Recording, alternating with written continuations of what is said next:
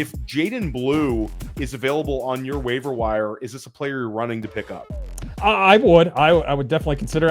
Miles Sanders is probably a little lower in the coaching staff's eyes after week 1. Jaydon Blue, I really think his lack of practice activity leading up to the season opener, and it was a Thursday game, so not as much time to prepare for that one. I think they ended up going with the guys that they felt most comfortable with for that season opener. Now they have 10 days to get ready for week 2, so still worth a stash. What? Why are you shaking your head? You're welcome.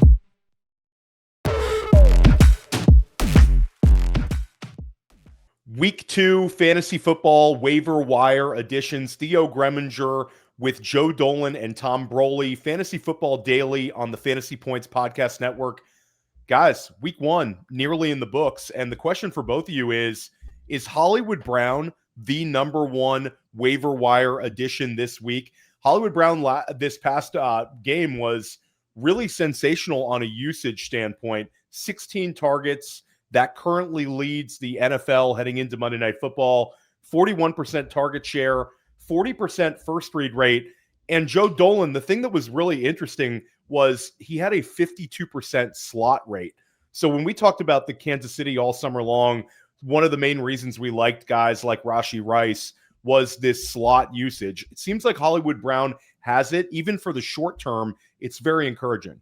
Yeah. Now, the question I have with Hollywood Brown is when the Chiefs have the opportunity to game plan, I don't think they game planned on Travis Kelce running into Xavier Worthy with a F-150 3 plays into the game. So I think that turned into, all right, Patrick Mahomes improvising. I have to use what I have and throw 41% of my passes at Hollywood Brown. Nonetheless, they're going to have to try to survive for the next 5 weeks if Xavier Worthy's out that long without Rashee Rice. And then on top of that, you have to look at the fact that Kansas City, their defense did not offer much resistance to the Chargers, so they're going to have to throw the football. So it's a boring but necessary waiver ad for Hollywood Brown, in my opinion. Yeah, I would just be a little bit concerned. It was, a lot of targets, a lot of catches, but it was for very little yardage until that big bomb at the end of the game there, that 49-yarder really made the numbers look a lot better with more time to game plan. So they spread the ball around a little bit better, gets Travis Kelce involved. Our metrics, our ass metrics, actually said that Kelce was open quite a bit in the game, and he just wasn't getting targets. So that would be my concern. Xavier Worthy, how long is he going to be out? It's this dislocated shoulder. A lot of times guys are able to play through that type of injury after a little bit of a rest. He'll probably be in a brace of some sort. So I do think that he'll probably miss, at least a game or 2 here. But while Rice is out, I mean, there's certainly a huge role up for grabs here in Kansas City. He stacked together a lot of catches here. He has to be taken very seriously off the waiver wire. Only 24% owned. People just were passing on him all summer long. Not a whole lot of love, but 1 game into the season here, he's looking like a viable wide receiver 3 right now. Yeah, and also for dynasty managers, especially FFPC ones, check your waiver wires for Hollywood Brown because, guys, he was sort of left for dead by a lot in the dynasty community. He could be sort of a get you through the next, maybe it could be a couple games. Still like a real lack of clarity with some of the Xavier Worthy stuff, being in Brazil, having to get back to the States to get a lot of those tests. Very interesting here. And, Hollywood had that one drop sort of early on. It could have been even better for him in the bottom line. But when you look at it, he had several first downs. He was 4 first downs. And what was really notable, guys, and not to get on like an anti-Travis Kelce trip here, Kelce injured Xavier Worthy, and Kelce looked pretty dusty. I know he had the touchdown where he was completely left open, sort of jogged into the end zone on a long touchdown, but it doesn't look like Travis Kelce is Travis Kelce of old. So I'm sort of buying into this Hollywood Brown short term. Now, one player who very much under the radar, you referenced the availability. This player is going to be available in a ton of leagues, and that's Kayshon Boutte of the New England Patriots. And Last year, we saw him sort of relegate Javon Baker, Jalen Polk, the two players they drafted last year. Boutte ended the year on a very high note. 2 out of his last 3 games, he was giving you near wide receiver 1 production, and he was doing it alongside Drake May. The great Ryan Heath of Fantasy Points points out that last year, Boutte easily led the New England Patriots with 743 air yards in Drake May's games. And yesterday on Sunday had 103 receiving yards, and he had tied for the team lead with 8 targets.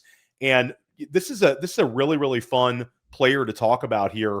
Excuse me, I misspoke on the stats, but Boutte led New England in receiving, and I think he's interesting, guys, because he's 23 years old. And Tom, when we talk about like the reputation, it's an LSU wide receiver, goes in the 6th round. But there was a time, if we go back to like 2020, 2021, where people thought he would end up being a 1st-round pick in the NFL draft. Big-time Devy guy. Like, the Devy community's been on him forever, and he seems to have a real connection with Drake May. And again, still a very young player. Yeah, he was going to be a prospect that a lot of people were looking at, and he kind of fell in the, had a rough final season at LSU, didn't test very well, fell in the whole process, and was kind of relegated to the end of the draft. And he's worked his way back up the depth chart here.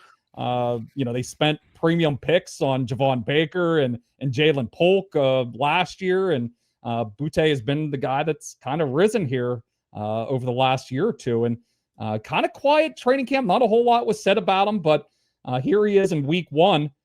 Comes out, leads them in snap share at the position, 82%. Gets the over 100 yards. He had a 100-yard game in his last game of the season against the Bills backups last year. Had a 95-yard game, as you pointed out as well, in week 16. So if we're looking at the last 4 games played, he's hit 95 yards in 3 of them. So it's starting to feel like it isn't a fluke. So if I was looking, for more like potential upside later in the season, I think I'd rather go for Boutte over Hollywood Brown, because I think we're all kind of expecting Rashee Rice and Xavier Worthy to be the go-to receivers in Kansas City. But this New England passing game, Stephon Diggs is an older player. They were kind of working him in a little bit yesterday. Didn't play the full allotment of snaps. They were kind of rotating him with Demarius Douglas a little bit. So I would expect his routes and stuff to go up, but he was also a guy we were kind of avoiding a little bit. 30-some-year-old receiver coming off an ACL. So maybe there's a chance that Boutte becomes the number 1 receiver here in New England, and certainly playing with a quarterback that we all kind of liked here at Fantasy Points in Drake May. Yeah, and Joe, 6 catches for 103 yards. And I think at the very least, when we talked about Pop Douglas in our preseason waiver wire show, and certainly I drafted some Pop Douglas this offseason, I know a lot of underdog drafters, a lot of best ball drafters were sort of like, okay, Pop Douglas on the board. I've drafted Drake May. I would love to just trade my Pop Douglas shares for Kayshon Boutte right now if I could do a do-over. First of all, I have to tell you guys that you're giving this way too many French vibes here. His name is actually Boutte. Yeah, it's Boutte. Yeah, it's like, he's caked up, right? Like, so no, I agree with you. I actually started Pop Douglas in a 14-team league yesterday. And I'm not upset with the fact that he got 7 targets, but I think he had negative receiving yards. He did score a touchdown too, and he had negative yards. A little bailout on that touchdown a little. Yeah, he was targeted 2 times in a row in the end zone, actually, but nonetheless, didn't Kayshon Boutte flash early in his rookie season? And then he kind of fell out of favor, but that's 2 coaching staffs ago, right? So that's maybe a player who has matured. You mentioned he's 23. There are rookies in the league who are older than Kayshon Boutte. So I don't know how much I'm buying here right away, but I think it's worth an ad, and where I have Pop Douglas, I think I am going to try to make that change for Kayshon Boutte. Yeah, we never and again for this show, occasionally we'll drop some fab recommendations, but we don't know the size of your league. We don't know how many wide receivers you start. I think if it's a start 3 wide receiver format, or if it's a setting that has full PPR with multiple flex spots, I think he becomes very, very appealing. And if you have Drake May, you can build some correlation with him. I think certainly he needs to move up and Douglas needs to move down a little bit. And it's just this offense, there's still a lot of question marks about it, but I am absolutely buying the hype. I think he's worth a price check. Okay, guys, this is one where I figured we'd have to talk about it at some point this year because it's a guy who had some success last year. A lot of times Scott Barrett would talk about how this player benefited from broken coverages more than anyone in the 2024 season. But Quentin Johnston starts off the year red hot, looked really, really good in Brazil. 2 touchdown catches. How guarded are you going to be with your sort of takes here? Do you think that there is some optimism about him taking another step forward as a player heading into year 3 here? Justin Herbert looked fantastic. Where are you at on this one? Start out with Joe. It's hard for me to give up on first round pedigree, even if the player through the first couple of years hasn't looked all that good. And if Justin Herbert looks anywhere close to what he did, and he has had his moments for sure, it's going to be hard to quit this player.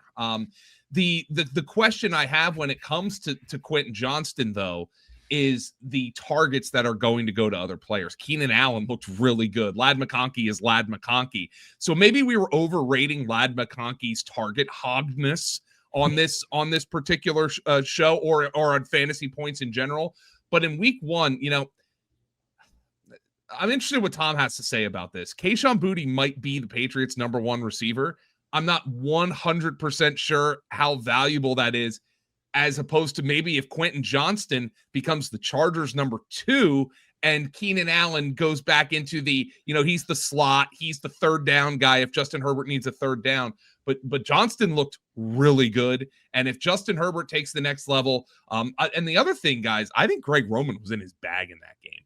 I know Justin Herbert looked great, but how many times did they have guys just running wide ass open? And if that's the case, well, Quentin Johnston has fewer opportunities to make mistakes if he's just running wide open and he uses that natural athleticism.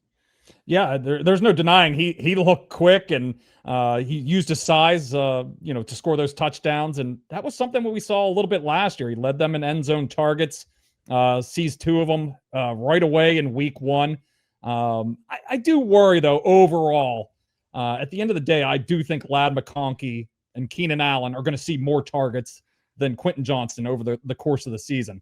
So Johnston's going to have to continue to run pretty hot with these touchdowns. But in the positive column, he did, work ahead of Keenan Allen. He was their receiver next to Ladd McConkey in 2 wide receiver sets. We do know the Chargers, tend to like to run the ball a little bit if they had a little more success, or maybe if they weren't playing the Chiefs, maybe they would run a little bit more. But the sample size is starting to, it's pretty substantial at this point. They're throwing the ball a lot since about week 7 last year. They ranked 6th in pass rate over expectation over the last 12 weeks of last year. They come out in this game just firing the ball all over the field. 13.5% pass rate over expectation. It's going to be right at the top of the league for at least week 1 here. We know how much Harbaugh absolutely loves Quentin Johnston, loves Justin Herbert. So if they're going to throw it a lot, Johnston's going to be very viable here. I'd still probably prefer Boutte, but Johnston in this offense, it's going to be thrown a lot with Herbert. Certainly a viable pickup here. You're going to be able to use them in some weeks here in the near future. Yeah, and what's interesting for me is at this time last year, I was also recommending Quentin Johnston, and now we sort of write him off. Keenan Allen signs there. Keenan Allen looked fantastic, guys. Mm-hmm. Joe, I'm glad you brought up Greg Roman, because there's a lot of members of the fantasy community who refuse to give any sort of praise whatsoever to Greg Roman. He's sort of one of these offensive coordinators that people pile on. Certainly, it dates back to the big playoff losses in Baltimore. I think that's sort of and the antiquated. Maybe that wasn't his fault, by the way. Look at last night. Yeah, I know. Hey, how about that one? But Greg Roman, you love seeing this sort of rational coaching where I think Justin Herbert was going to prove to be extremely mispriced this past offseason. I look forward to talking about that with Scott Barrett on School of Scott. I'm sure you guys are going to cover it all week long. But Justin Herbert, him looking fantastic. And guys, a couple of notable usage takeaways. Only 3 total targets for Tyler Conklin and Will Dissly. So the tight end role, which was really valuable at times last year in LA, at least wasn't in week 1. And they weren't targeting the running backs. We saw Omarion Hampton with 2 catches. I believe Najee Harris had 1. So maybe this number 3 wide receiver role is going to have a little more value than some fantasy gamers are maybe giving credit to it. And I think Quentin Johnston's a guy that it's never going to be like irrational fab bids because he scored a bunch of points, because he failed people that rookie season, and that sort of holds on with him in his reputation. So yeah, I'm with you. Kayshon Boutte, I'll say it as booty as I can for Joe Dolan. I think I would agree with you. I think for long-term prospects and consistent usage, he's there. Spike weeks, Quentin Johnston, also a viable ad this week. Talk about Calvin Austin, guys, another player where Aaron Rodgers looked really, really good. And we're not going to sit here talking about Aaron Rodgers too much, but we are going to talk about some of these tertiary pieces of the Pittsburgh offense. Calvin Austin, a speed demon, Tom Brawley, and the final stat line looked pretty good, and clearly the number 2 targeted wide receiver in this offense behind DK Metcalf. Yeah, that was a little bit of a question. The assumption coming out of training camp was that Calvin Austin would be the number 2 wide receiver here, but Roman Wilson, guy that we kind of liked last year coming out of Michigan, barely played at all. He's buried down the depth chart here still. It was all Calvin Austin next to him, next to DK Metcalf, 80% snap share in the season opener. So, but clearly showed a little bit of, chemistry with Aaron Rodgers. They had some nice designed targets for him as well, off a little bit of play action, using that speed to get some separation from some Jets defenders there. And so this looks like a pretty sizable role. The question is just how much, how many snaps. They like to rotate a little bit. They like to get these tight ends out in the field. Jonnu Smith, certainly saw enough targets with 6 with a limited role. So Pat Freiermuth is still involved in this offense. So I have a feeling that this number 2 receiver spot behind Metcalf is going to bounce around to some guys throughout the year. It was Calvin Austin this week, but we're going to have some Pat Freiermuth weeks. We're going to have some Jonnu Smith weeks. We're going to have some weeks where they just run the ball a whole lot if they get this running game going a little bit. So Austin's a little bit lower down my list, but certainly showed some ability to make some big plays if you're looking for that off the waiver wire. Joe, anything to add on Calvin Austin? How about Calvin Austin mossing a guy? Did not know he had that in his repertoire as a smaller receiver, going up and over a corner to make a long catch. The one thing I will say about the usage is look at how big a discrepancy there was between his snap share and the number 3 receiver, which was Roman Wilson and Ben Skronik, who actually scored in this game. He was in on 80% of the snaps. 18% were the next highest wide receivers after Calvin Austin and DK Metcalf. So it looks like he is very clearly ahead of those 2. It's just, as you said, Theo, you mentioned tertiary pieces.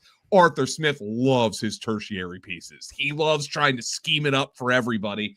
Maybe this was Calvin Austin's week, but I want to see if that usage continues for sure. The one thing I am concerned about from a big picture perspective is the fact that when it comes to the Steelers, I wonder if we're going to be looking at this game in like 6 weeks and being like, yeah, remember when the Steelers and Jets had a shootout?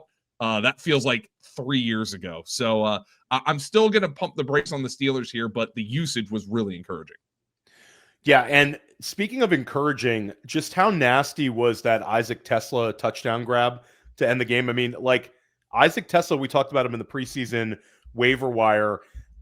Tom, how much contingent upside does Teslaa have in this offense if any of the wide receivers or Sam Laporta go down? I mean, it could be massive.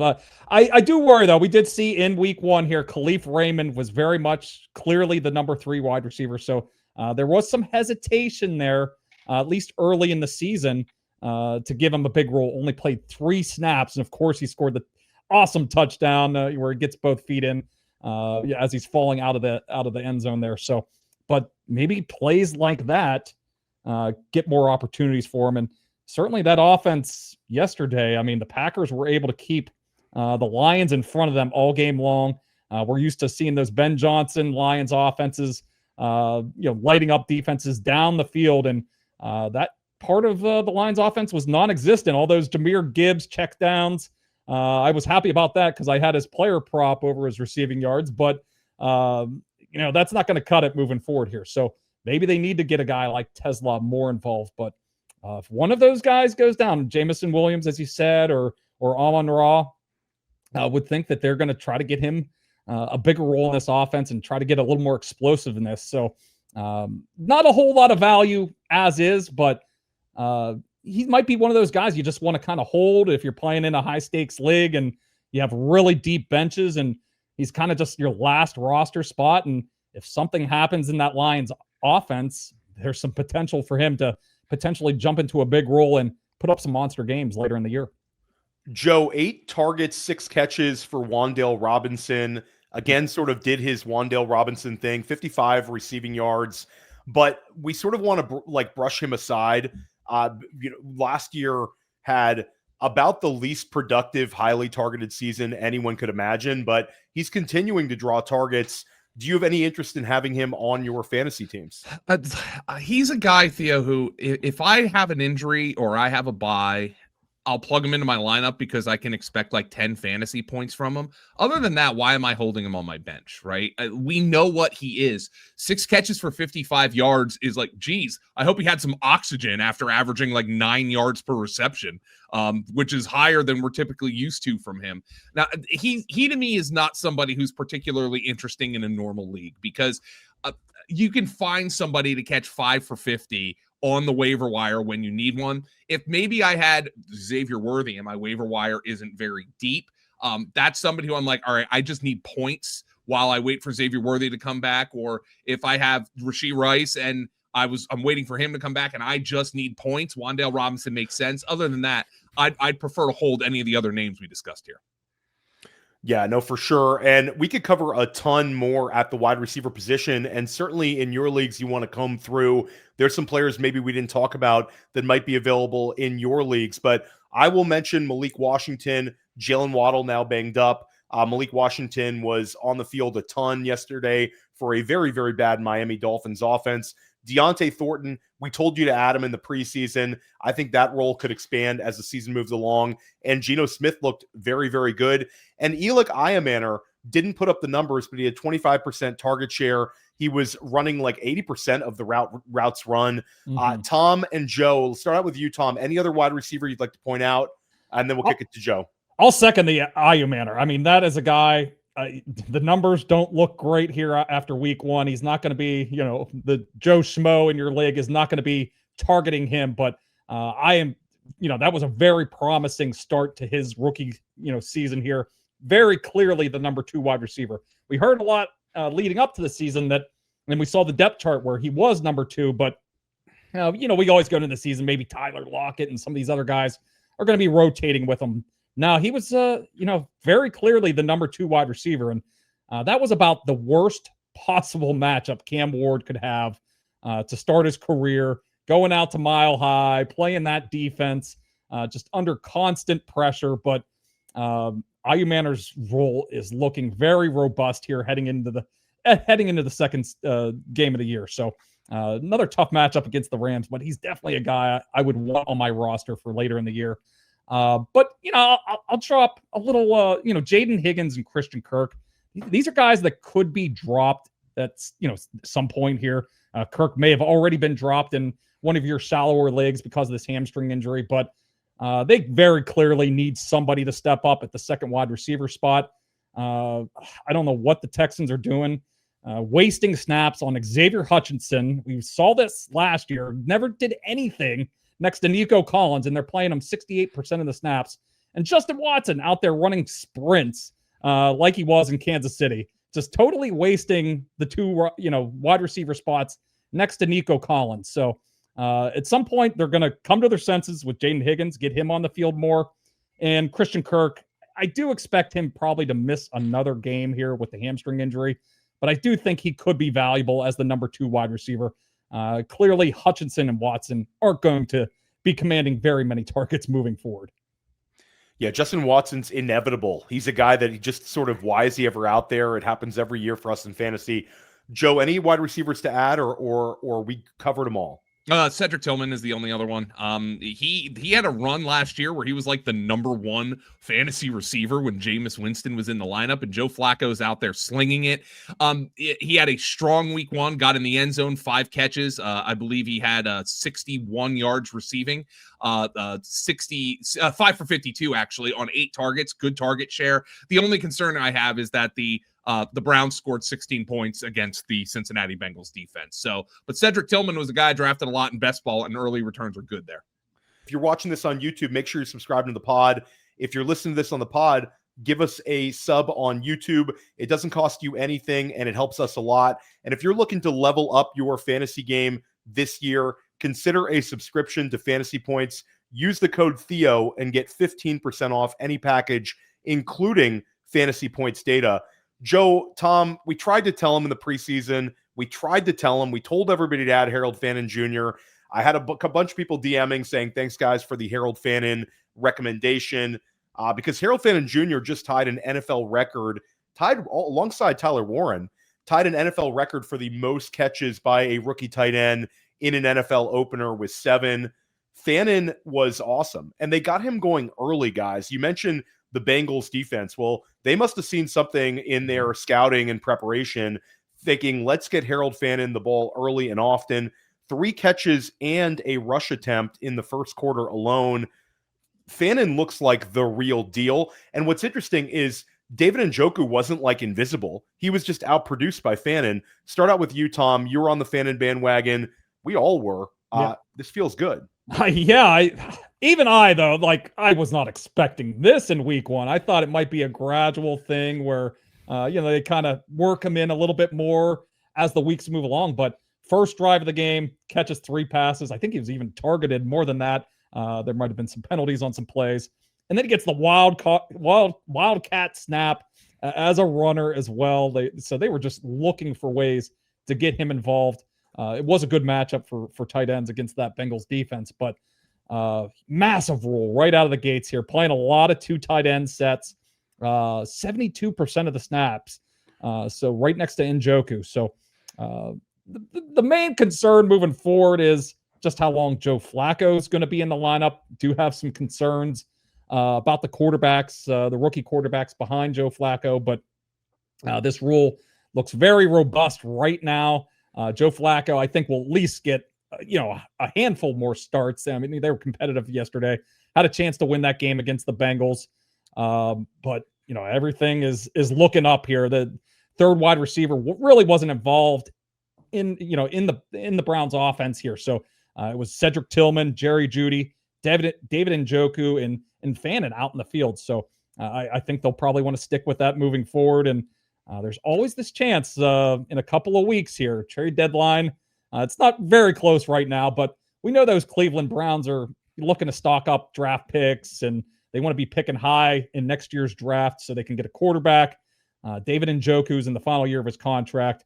I would anticipate that they're going to shop him around and try to get something for him in a few weeks, in October or November there. So by the end of the season, Fannin's role could be massive moving forward if Njoku is out of the picture.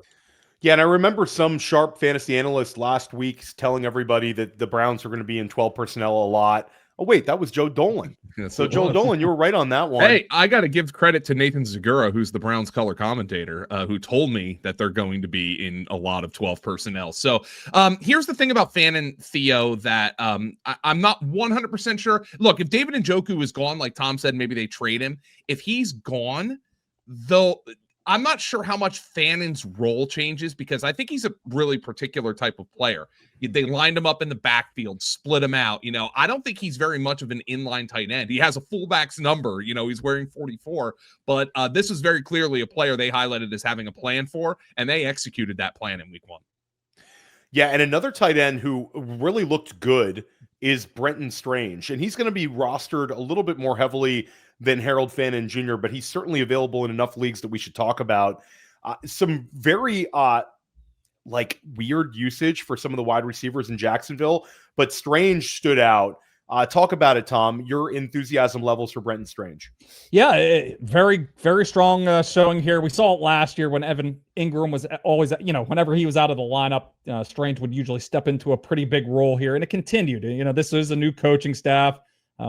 Just want to wanted to see it a little bit. And the only thing is, just 4 targets. There was a lot of targets to Travis Hunter in the underneath areas of the field. So, but was able to do a lot with those targets, getting 59 yards. I do think he'll be the number 3 option in this passing game behind Brian Thomas and Travis Hunter. We saw Cade Otton have a lot of success as Liam Cohen's tight end last year. A lot of it, came later in the season whenever Godwin and Mike Evans were out of the lineup. But Strange is, a freaky guy. He's one of these Penn State tight ends that you're full of, athleticism. So could continue to develop here. But yeah, he is a little bit lower on my tight end, priorities here. I would definitely prioritize Fannin because I do think he is pushed down this depth, this receiver depth chart a little bit behind Thomas and Hunter. Yeah, I will say that the Johnny Munt touchdown was a little bit fluky. If that one went to Brenton Strange, I think maybe the enthusiasm. I mean, thankfully, I think the fact he didn't catch that means that he's a player that you might be able to get as maybe the number 3 tight end added, because there's a couple other players we're going to talk about. Joe, anything to add on Brenton Strange? Yeah, I just love that Brenton Strange decided that even though Tyler Warren had 3 catches for 43 yards on the Colts opening drive, Brenton Strange wasn't going to let Tyler Warren even lead Penn State tight ends in that department in week number 1 because he had 3 catches for 48 yards on the opening drive. I think he's probably going to be a yo-yo. He's going to be I call him a yo-yo for fantasy. They're going to go up and down, on and off fantasy rosters just because of the nature of this offense. I would think that the Jaguars are going to come out next week and try to make sure Brian Thomas gets his after a week 1 showing. But nonetheless, this is a super talented player who we have seen produce when given the opportunity, as he did when Evan Ingram was out last year. Yeah, he's an interesting one. And I think Strange, he's young. We sort of a little bit of a mystery box type player. Like you said, we saw him a little bit at times last year. I'm intrigued. I want to see kind of where this is headed. Certainly, we can't expect for Brian Thomas Jr. to be this unproductive week in, week out. I think the Travis Hunter role could also grow. But Strange, it's sort of a bet on talent and opportunity situation. Another player who I didn't think we'd be talking about having this level of production, but Juwan Johnson, with Spencer Rattler starting the game, with Kellen Moore's first game as head coach in New Orleans, Juwan Johnson ends up with 8 catches, 76 yards. This was a really strong one for him. And every other tight end in New Orleans is banged up right now. Juwan Johnson seems to be having a really massive opportunity to put up kind of low-end tight end 1 numbers, at least for the beginning of the year. Interested in this one, Tom? Is this a fluky box score to you, or are you interested in adding some Juwan Johnson to your teams? I'm interested on the low end. Maybe if you're playing in a tight end premium league. He never left the field yesterday. He was on the field for all but 1 snap for the Saints. We know that they're going through some issues. Taysom Hill, Foster Moreau, both on the PUP list here to start the season. It doesn't sound like either of them is particularly close to playing. So I wouldn't be surprised if their stays last into middle of October or even November for both of those guys. So Juwan Johnson's kind of locked in here to a pretty big role. We saw he had a lot of chemistry with Spencer Rattler. It was kind of a comfort for him in the middle of the field there. But I do worry about the overall offense here in New Orleans. They held it together yesterday, but Chris Olave and Rashid Shaheed are the very, very clearly the top 2 receivers for Spencer Rattler moving forward. Is Juwan Johnson going to continue to be a factor in an offense that's probably going to be throwing for around 200 yards every week? So, and they're probably not going to be scoring a lot of touchdowns either. And we're always at the tight end position that, we're looking for guys that at least have the potential to score touchdowns. And, the Saints are going to be among the bottom feeders in terms of touchdowns scored this year. So, I do worry about it overall, but that 99% snap share is hard to look past. Massive role here in week 1. Yeah, and I'll mention that Hunter Henry was on the field pretty much the entire game. Chigakonkwo, a ton of usage. Question for you, Joe: if Brock Bowers misses, let's say a week, let's give him a let's keep it. I don't want to even say more than a week because I'll start getting sick to my stomach. But let's say Brock Bowers says he's fine, says that the knee is fine. There's no negativity on Bowers' end, but let's say that he misses a week, maybe 2 weeks. Would you be interested in streaming Michael Mayer in your tight end spot? This might be a guy who I will pick up if I have Brock Bowers. There is a week 2 Monday Night Football doubleheader, guys, and the Raiders play the 10 p.m. Eastern game of that doubleheader. Nasty. That might be have Michael Mayer on your bench as a contingency plan if the Raiders decide that they're going to make this a game time decision with Brock Bowers. He played more snaps than Brock Bowers. Brock Bowers wasn't an every snap player in week 1, and on almost all of his snaps last week or week 1, the Raiders called a passing play. So that's something that Chip Kelly is going to have to start mixing up a little bit, I would think. But nonetheless, Michael Mayer got a lot of snaps, and I would think that would continue, especially if Brock Bowers misses. Yeah, that 10 p.m. start on Monday is going to be tough, especially if his status is up in the air here. There are at least 2 games on Monday, but if you look at the schedule, it's the Buccaneers. They have Cade Otton, Dalton Schultz with the Texans, Tyler Conklin with the Chargers. None of those guys are very appealing. So if you want to ride it out till that 10 p.m. kick on Monday with Brock Bowers, and hopefully it doesn't come down to a game time status, but we're doing waivers here. We gotta plan ahead, think ahead. It might be worth picking up Michael Mayer, even though everything that's coming out of Brock Bowers' mouth is positive. We know these athletes can tend to skew a little more positive when they're talking about themselves. So we'll see what happens here. They were in New England, obviously, traveling back to Las Vegas. So probably getting some more testing done here over the next day or 2. Yeah, we really, really hope that Brock Bowers plays. The usage stuff, we could spend a whole hour talking about that alone when it comes to Bowers. But the bottom line production, 5 catches, over 100 receiving yards. Maybe this was just a New England specific game plan with Bowers. I'm sort of taking a glass half full optimistic approach that they want to actually keep the most talented tight end in the NFL on the field in a higher snap rate than we saw this past week. But I agree with you guys. I think that it's almost like a handcuff running back. Treat it sort of like you would if your RB1 was banged up and he was a game time decision. You would absolutely pick up that handcuff if he was free. Michael Mayer will be free in a lot of formats this week, and I think would have real viability, I think, if Bowers was out. So keep an eye on that one. Let's pivot over to the running back position. I didn't think we'd be talking about Kenneth Gainwell, but Kenneth Gainwell, we talked about those tertiary pieces in Pittsburgh. Joe Dolan, another thing that we've seen in the past when it comes to Arthur Smith is we've seen running backs that maybe weren't drafted highly in the preseason end up having decent fantasy production.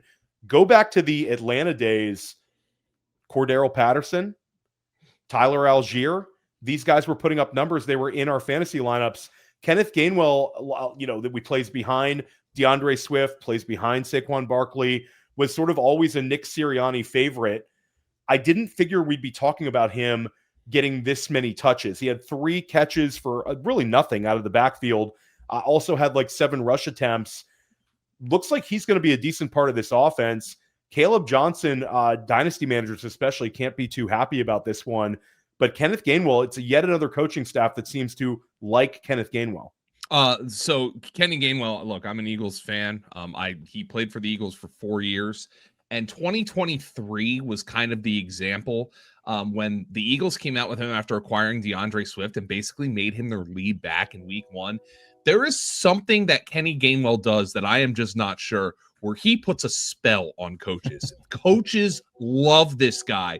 And the production has never really matched up with when given all these opportunities, I should say, the production has never really matched up with what coaches think they're getting out of Kenny Gainwell.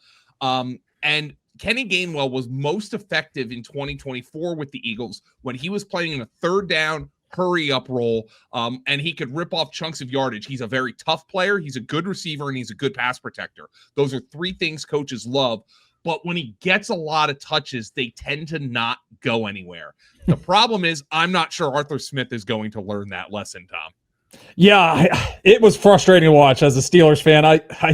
Obviously, the Gainwell, they trust him in passing situations and pass protection, but watching him handle the ball, I mean, just no juice. It has a runner or receiver here. As soon as they gave Jaylen Warren some more opportunities in the second half, the one drive that he scored on in particular, he finally got featured a little bit in the offense, and the offense actually had a little bit of juice. So, but they don't trust Kaleb Johnson right now. The talk all training camp, they were very frustrated with him and missing holes and bouncing everything. And clearly he's a rookie, didn't have a lot of work in the passing game playing at Iowa the last couple of years as well. So Kaleb Johnson, major project. He's a guy that people are probably going to be looking to cut this week here or in future weeks. But Gainwell, they signed him he wasn't like a massive contract, but it was a decent amount of money. They have a little bit of a plan for him next to Jaylen Warren here moving forward. So very low end, but if something happens to Jaylen Warren, I don't know if they really trust Kaleb Johnson at this point. So Gainwell could very well get close to a bell cow type of role if Jaylen Warren missed any time. Yeah, and it seems like there's a capped usage on Jaylen Warren as well. So, like, Gainwell to me is one that's going to get brushed under the rug, but it's Arthur Smith. It's a lack of trust. And we talk about Kaleb Johnson, guys. Last year, what happened with Trey Benson, what happened with Blake Corum, and Jalen Wright, of course, was an early fourth rounder, but he was sort of in that same wheelhouse ADP-wise where it's been a bad run for third-round running backs. I mean, Devon Achane notwithstanding, it's been a bad run for third-round draft pick running backs. I think that's might be a trend that we want to pay attention to with Kaleb Johnson. They just don't want to use him. So I'm going to keep an eye on Kenneth Gainwell. Like you said, if Jaylen Warren missed time last year, Kenneth Gainwell, I think, would be an interesting spot start. There's a floor there. There's definitely a very low ceiling, but I think there's a floor with Kenneth Gainwell if he does see an increase in touches. Does DJ Giddens belong in high-end handcuff category? The Indianapolis Colts offense looked good. We like the offensive line, and Giddens had some decent usage for his first game in the NFL.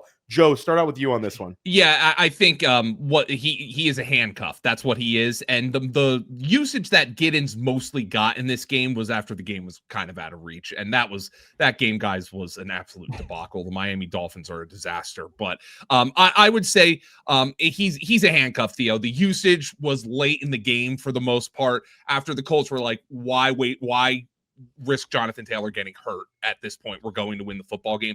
But I think we got the answer that he is the handcuff. And if Jonathan Taylor were to get hurt, this would be a guy who you'd be dumping your fab budget. Yeah, he's one of those high-end handcuffs, though. I think I'd put him in that kind of category. We got a little bit of information in the Rams backfield.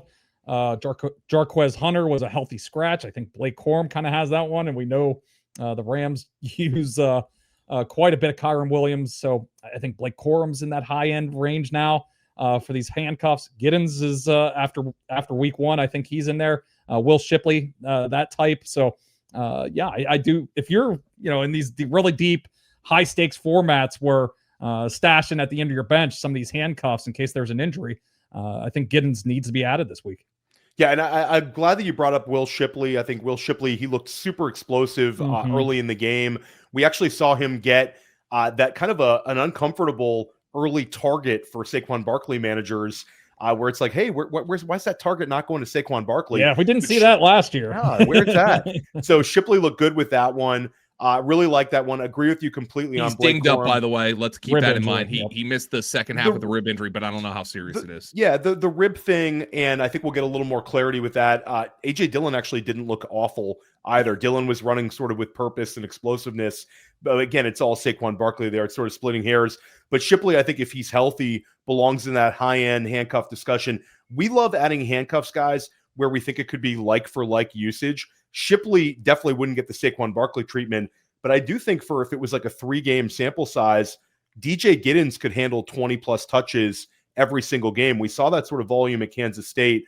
One running back who might be cut this week, but I think should be scooped up, inactive last week, Jaydon Blue.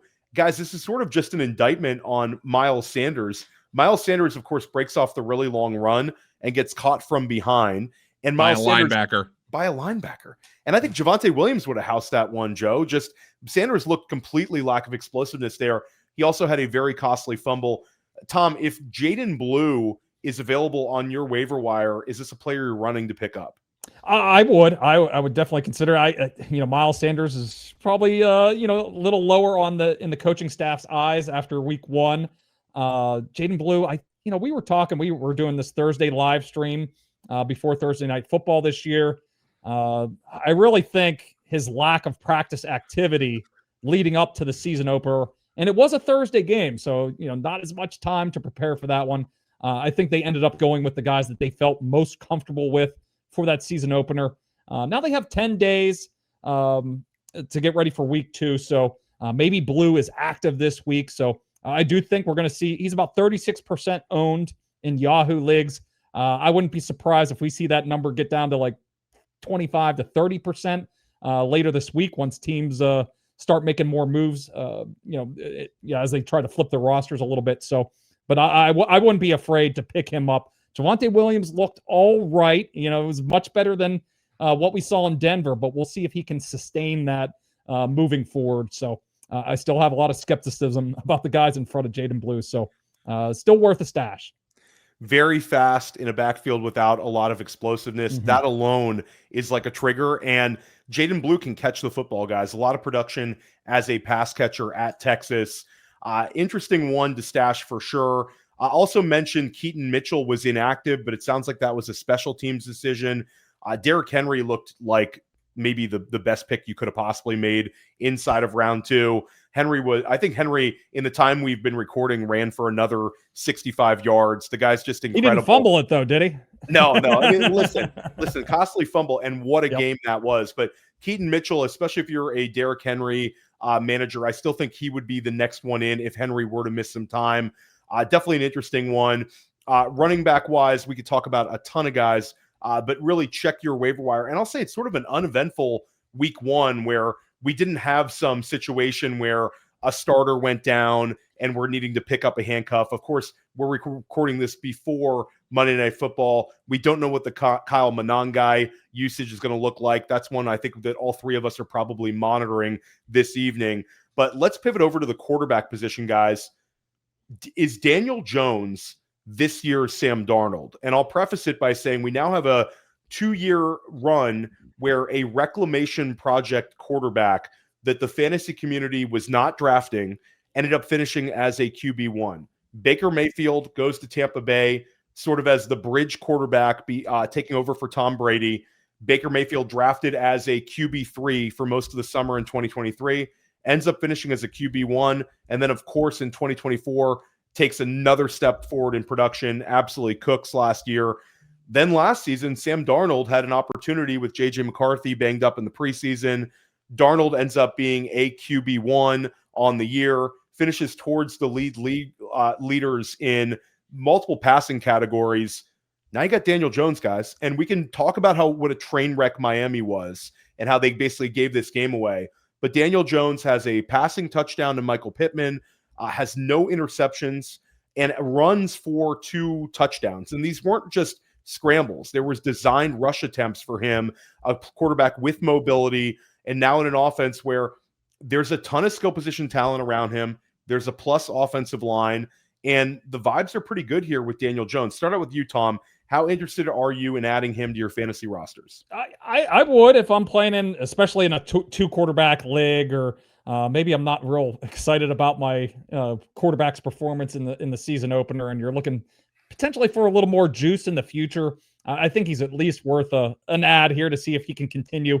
I'm certainly a little bit tentative here because I do think this Miami team certainly is on a bad path here. Could be one of the worst teams in the league. They kept getting set up with great field position, no resistance at all from the Dolphins. So that is the one caveat to this whole situation with Daniel Jones. But Ryan Heath, he does a great little thread on Sunday nights. And, he pointed out that his scramble rate was at 9.5% in 2022 and 2023, dipped down to below 4% in 2024 as he was coming off an ACL injury. So he was running around pretty well yesterday, 3 different scrambles, had a couple design runs, as he said. And I really kind of like this receiving core a lot. Yeah. Michael Pittman's healthy again. That was an issue last year. He just couldn't get over that back injury. There was talk at points last year that they were going to shut him down altogether, and he continued to play through it. So I think he's back to full strength. We love Josh Downs, quiet opener here, but coming back from a hamstring injury. And Tyler Warren looks like an absolute freak, getting featured right away in this offense, just like Harold Fannin. So there's a lot of weapons to like here. So worth picking up.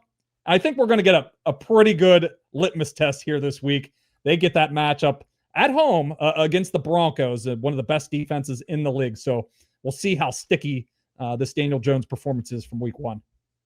I think we're going to be seeing the complete opposite reaction next week, and it's going to be, oh, there's Daniel Jones. There's, Yep. And it's just going to be the fact that he played a really bad defense in week 1 and a really good one in week 2. I do have interest here. Look, Kevin O'Connell had him for a half a season. Maybe Kevin O'Connell just really knows how to rewire the chemistry for the brain chemistry for quarterbacks. And he went out and won this job over Anthony Richardson. But I am going to pump the brakes a little bit, Theo. Nonetheless, if there was a quarterback here, if I'm in a 14-team league and I wasn't thrilled with what I got out of my starter, and by the way, chances are you probably weren't, because of the 15 games that have been played so far this week, 12 of them went under the total. So it's something that I might look to pick up Daniel Jones, but I'm certainly not starting him next week, as Tom mentioned. But that Bronco defense is pretty nasty. Yeah, and I'll say that I think, Tom, you sort of nailed it. In a perfect world, he's your QB2 in a super flex, and you end up getting sort of a cheat code QB2 if you found like a cheap one. And you bring up 2022, Daniel Jones had 700 rushing yards that season in New York, finished as a mid QB1 that year. So never say never. And I'll say, Joe, the Broncos defense is an absolute force, and that's a difficult game, but it is in Indianapolis. But then after that, it's in Tennessee, it's the Rams on the road, it's Las Vegas in Indianapolis, and then Arizona coming into Indianapolis. The Colts could have like 4 wins by then. So there's some positive vibes there. You mentioned you really like the receiving core, Tom. I think that's a great takeaway. Every single receiver on that team was a day 1 or day 2 prospect, and Tyler Warren looks like an absolute weapon of mass destruction out there. Led Indianapolis in targets in his first game, and that's probably one of the reasons we saw Josh Downs not producing, and also the game flow, of course, when they're up that much against Miami did not hurt. Let's talk about Jaxson Dart, guys. Is it time for the speculative addition of Jaxson Dart, even if New York does not make a quarterback switch? Start with Joe. I would think it would be a massive mistake for the Giants to go to Jaxson Dart until they get Andrew Thomas back. Andrew Thomas has been kind of the skeleton key for that offense. They look competent when he plays, and they look just unbelievably bad when he doesn't. They play the Cowboys this coming week. Obviously, the Cowboys, they're down their best pass rusher on account of they traded him to the Packers. But Theo, I don't think the Giants should make the consideration until Andrew Thomas is coming back. I feel like in Superflex leagues, Tom, Jaxson Dart's probably already rostered. Maybe not in a 10-team Superflex league, but I would think it's coming sooner rather than later. We had speculation that the Giants had a package for Jaxson Dart. They just could never get the offense going against the Commanders, and I can't really see how they're going to get their offense going against anybody until Andrew Thomas comes back. Yeah, it was a rough first performance there for the offense. Russell Wilson doesn't have much time here. I do think he'll get a couple more starts. I don't think it's a bad signal from the head coaching staff and from the top if you pull a guy after a game or two, but it's coming in October. It's maybe after that Kansas City game in week 3. They play the Chargers in week 4. So 2 tough matchups there in weeks 3 and 4. Maybe they let Russell handle those starts and give him that nice soft spot against the Saints in week 5. I think that could be the spot where we see Dart, but it's coming soon. So if he's out there, and you never know, we're getting into waiver moves here. Somebody might have him at the end of the bench and they have an injury or, whatever the reason is, and they might drop him this week for whatever reason. So he's a guy I would be looking on my waiver wire here. I do think we're going to see Dart in the near future as soon as probably October against the Saints. So there's 3 quarterbacks, guys. And I'm going to lump all of these 3 together, and I'm going to ask you how you would prioritize. You don't have to give me all 3, but let me know the one you would be most interested in adding to your fantasy rosters. All 3 of these quarterbacks put up solid numbers in week 1. Geno Smith looked really, really good, guys. Geno Smith had some really big moments. They get the road win in New England. Geno Smith, let's add Michael Penix Jr., who didn't pass for as many yards as Geno, but almost had 300 passing yards, also had a few rush attempts, including that rushing touchdown. And Aaron Rodgers, who had 4 passing touchdowns. Rodgers was really seemed motivated to beat the Jets and had a really strong performance. So Geno Smith, Michael Penix, Aaron Rodgers, available on a lot of waiver wires. Pick one. I'll start with you, Tom. I would go Michael Penix. I, pretty big believer in him. This summer I gave out his prop to potentially lead the league in passing yards. I don't think it's going to happen, but he was 75-1 to do it, and I thought that number was absurd based on how much they were throwing it last year in those 3 starts that he got at the end of last year. So they came out throwing a lot again this week. That rushing game was a little stagnant with Bijan and they breaking in a new right tackle. So 42 attempts, another 298 yards.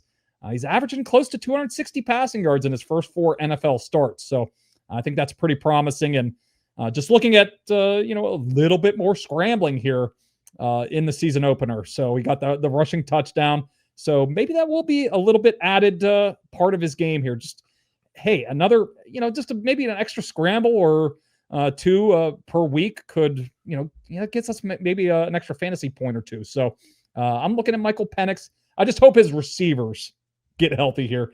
Drake London banged up a little bit, dealing with a shoulder injury coming out of week 1. It does look like he'll be all right, but Darnell Mooney's continuing to miss time here with a shoulder injury. So hopefully those guys can hold up. Shoulder injuries can be finicky. You can be all right and play through them, but they can act up throughout the season. So that would be my one major concern right now with the Falcons receivers.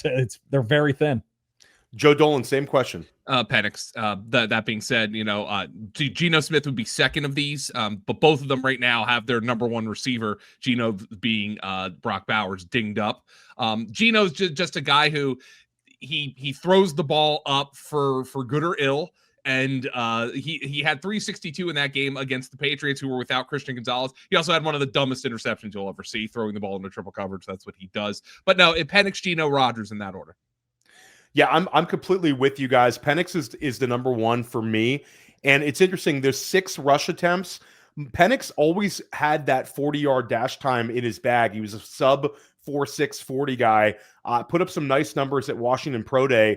We never really saw it in his on-field production. So like you said, if that's something that we weren't projecting for, and he does have 4 or 5 rush attempts per game, that's going to be something that I think will really help us in fantasy. And guys, it helps when you can just dump down to that Bijan Robinson guy and he can house it from 50 yards out. Not bad for any quarterback. This was awesome today. I think we covered a lot of names. If you want to go even deeper and more expansive with your waiver wire coverage, subscribe to Fantasy Points. Tom writes one of the best waiver wire articles in the business. I also dropped my high stakes and deep league sleeper waiver wire article. We're covering the waiver wire harder than any website in fantasy right now. Also dropping this show for you every single week.